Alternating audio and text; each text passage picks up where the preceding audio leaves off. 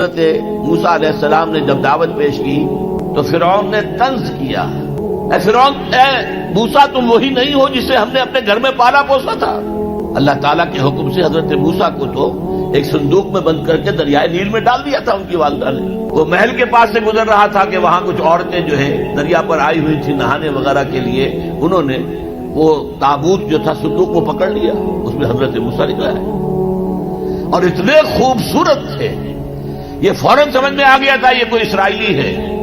اور اسرائیلی بچوں کے بارے میں حکم تھا کہ فوراً قتل کر دو، اگر لڑکا ہو، لڑکی ہو تو زندہ رہنے دو۔ لیکن یہاں حضرت آسیہ تھی، فرعون کی ایک بیوی جو مسلمان تھی، بنی اسرائیل میں سے تھی، انہوں نے کہا فرعون سے لا تقتلوہ، مت قتل کرو، دیکھو ہمارے ہاں اولاد نہیں ہے، یہ تو میرے اور تمہارے لیے آنکھوں کی ٹھنڈک بن جائے گا، دیکھو کتنا خوبصورت بچہ ہے، لہذا ان کو قتل نہیں کیا گیا۔ اللہ تعالیٰ نے ایک جگہ سورہ طٰہٰ میں احسان گنا